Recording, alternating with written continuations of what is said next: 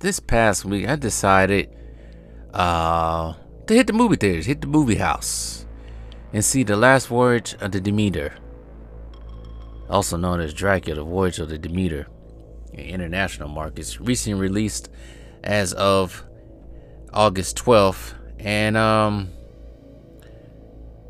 know some people really wasn't a big fan of Renfield from earlier this year. They thought it was too silly, even though it was marketed as a comedy movie. And some people act like Universal didn't do Universal monster movies with some comedy, or based them, or the whole entire movie is just a comedy from back in. Some people forgot that those actually happened. But this movie right here, I wasn't expecting it to get the reviews that it got. But also at the same time, I will say this: they didn't really, Universal didn't really market this movie that well. Like, I probably seen 2 trailers of it in previous movies that I've seen, and that was it. Didn't see anything else from it.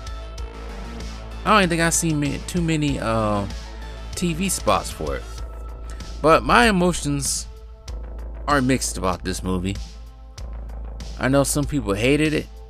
I know some people called it lame. And I know some people love it. It's an adaptation of the Captain's Log, a chapter in the 1897 novel of Dracula by Bram Stoker. But this movie though,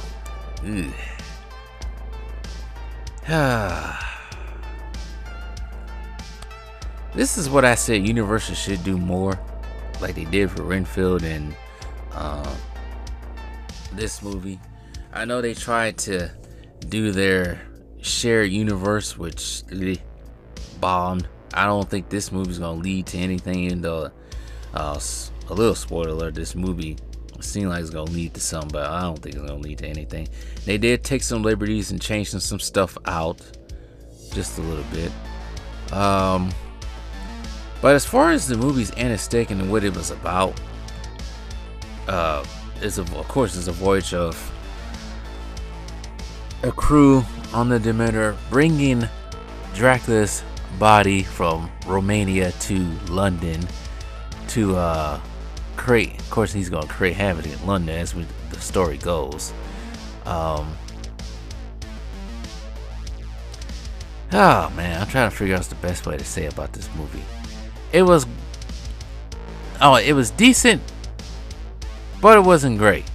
It was alright. In the beginning, it was slow. I do say this, it was very slow. It was at one point in time I was feeling myself like, can this movie pick up a little bit more? Just moving just a little bit faster. Just a little bit faster. As far as thrills and scares, I don't really get scared of horror movies anymore like that. It was alright. I guess if you're a scary person, quite say easy to frighten, I guess it would be scary. They tried to sell the dread of being on a boat in the middle of a sea with a I can't really call him a monster, okay, we call him a creature, with a creature that can suck your blood and fly and move fast and strong as hell, and you don't know really what it is. You don't know how to kill it. I guess you could say there's a sense of dread there with this movie amongst the characters in this film. I don't really say it was some agenda politics in it. I guess some people could see towards the end of the film it could be some agenda politics based on who survived at the end of this film, but I wouldn't dig too deep into it. There's some plot holes that had me questioning with some of the blood transfusions. I'm not the medical expert, but don't you have to be the same blood type with the patient? I don't know. I ain't gonna go out here and say I'm the biggest medical expert out there, but I just saw some things that was just what? Like there was a scene in this movie. I was thinking, I'm like, why didn't they do this earlier? It wasn't one of Dracula's minions, but Dracula in this movie has the power to control people's mind, change them to vampires, to his own, to do his bidding. And one of the dudes is trying to break in to a room, right? And the crew takes the guy down, but Dracula's inside the room with this kid.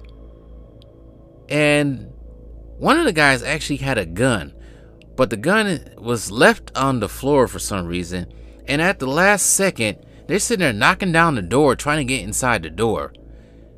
But they could have just used the gun earlier to shoot the door, which they end up doing. Stuff like that, I just thought was kind of stupid. It's like you could have used the gun earlier to shoot open the door. Why did you wait 10 minutes? Maybe it was to build the suspense and of course for plot, but kind of, it makes me seem as nitpicky, but at the same time it's like, why can't you use the gun before? But I know some people was not too fond, because I was reading some reviews, some comment section, because on Facebook I'm actually part of a Universal Monsters forum. I know some people didn't like that Dracula was in a monster form, demonic form, not in his human form. So I guess that didn't sell to people, not understanding that this is just a excerpt out of a book. There's no Renfield in this movie. I guess spiritually it is, but I don't know what this movie. I think this movie is a one and done type thing. I don't think it's gonna go any further into anything else. Hopefully not. In the back of my mind, for some dumb reason, my freaking stupid ass daydreaming. Some reason I thought it would be funny for at the end Dracula to be disguised, not Dracula to be disguised, but Dracula would be Luke Evans Dracula. That would have been funny. I was just thinking about that during the movie. My crazy stupid mind, how it goes sometimes. But I had to say it's a 6 out of 10. I wouldn't say it's a multi-viewing movie. It wasn't really a charismatic movie, a movie that will make you go out there and see it again. Dracula in this movie really wasn't a monster. He was like he was toying with the characters for most of the movie. He had a little tiny sense of charisma, a little joking with him.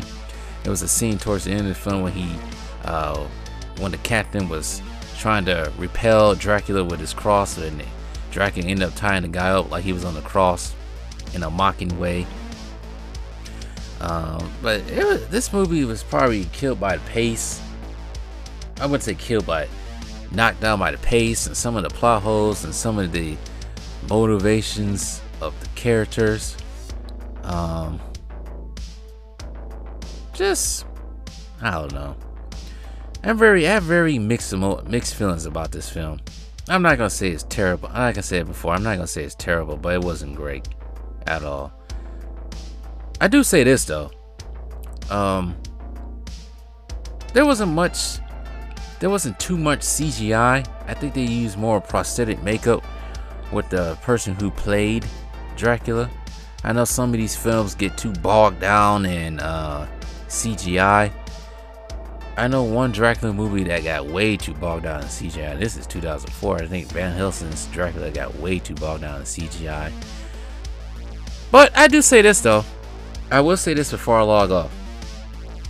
Out of all the Dracula movies and TV shows that came out in the last, let's say, 10 years, starting with Dracula Untold, Penny Dreadful, Season 3, that stupid ass Dracula TV show on BBC. It was another Dracula film that came out a year ago with the chick from Fast and Furious. That one. And I think I'm forgetting another. Renfield. I do say this was probably one of the better portrayals of Dracula than some of this. I will say that.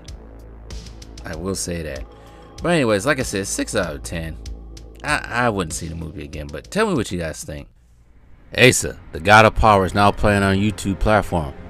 In the story of Asa, the God of Power, it's about a young man named Aaron Smith who just arrived back in the United States after spending years playing basketball professionally in Spain and Italy. His goal is to become an NBA player, but once he arrives, he tries to reestablish his life in the States, but runs into a big serious issue that would change his life, his family's life, and everyone else around him. Tune in to watch Asa, the God of Power, Return to Home, Part 1, now playing. Subscribe to the Franchise Universe channel for future updates and more stories.